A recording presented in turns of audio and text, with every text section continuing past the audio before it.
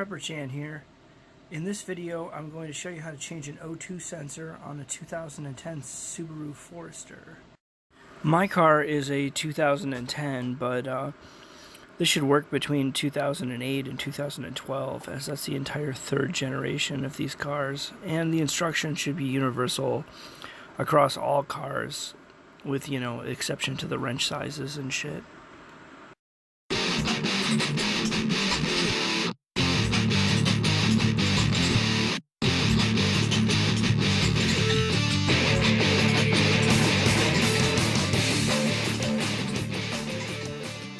So I got this check yourself engine light, and I got a code reader because I'm cool. I've got this OBD2 Bluetooth device, and this is the second one that I've bought. The first one I bought I paid like $6 for. That thing was a piece of shit.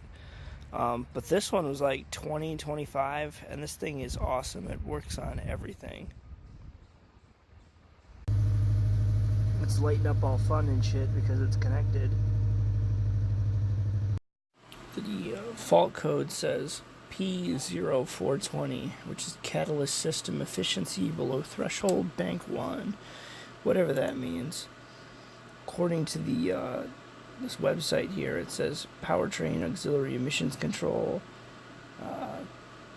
It doesn't really give us any additional information, but I looked in forums and it said, hey, try changing that outgoing O2 sensor and that'll probably fix it. So, I'm going to take a gamble with that.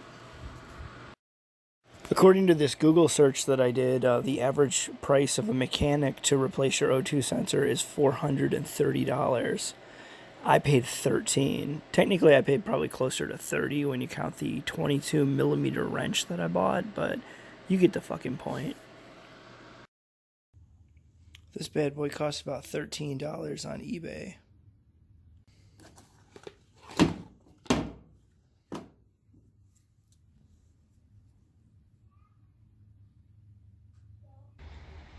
This is my wife's 2010 Subaru Forester, as you can see by the license plate. So this is the catalytic converter from underneath. This one is the downstream, and logically this other one over here, I don't know if I can get it. That one's the upstream one. And another thing that I noticed was that this grounding strap right here is broken. So I actually bought some of those on eBay, and I'm going to replace that too.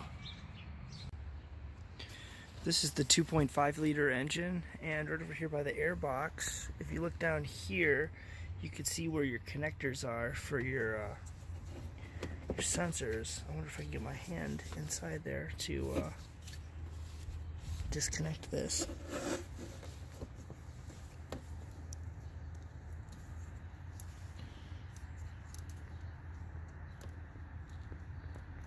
Oh, it's really hard to do. Maybe without the camera I can do it.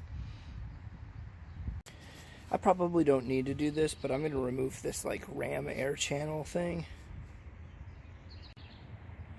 I just got to pop out these little body panel fasteners. So this thing is only held on here with these two pieces right here.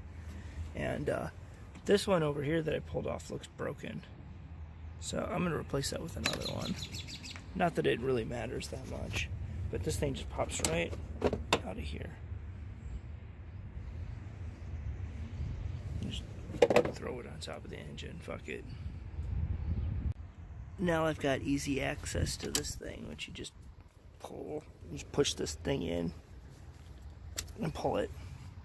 There we go. Pull it out of this little zip strippy thing down here. I don't know how to remove that. Probably with pliers. I got my crawler right here so I don't get dirt on my sack. And as you can see, you don't even have to lift the car up. It's not on jacks or anything. Now this 7/8 inch wrench will fit on there, but it's not a perfect fit. And I don't like the idea of that because you could strip a bolt that is really on there. So I went to the store and I bought this 22mm one, which is Japanese because, they use metric and shit.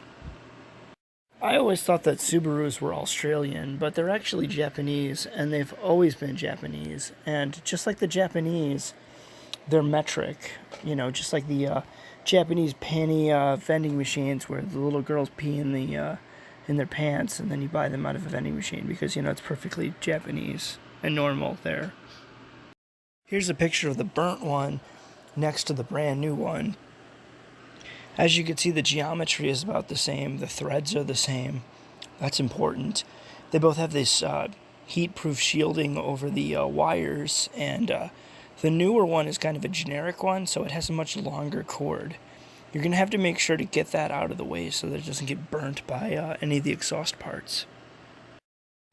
So here's the old wiring harness and the new one. And as you can see, the eyelets are freaking huge on the new one, so I'm going to have to get washers to reduce those.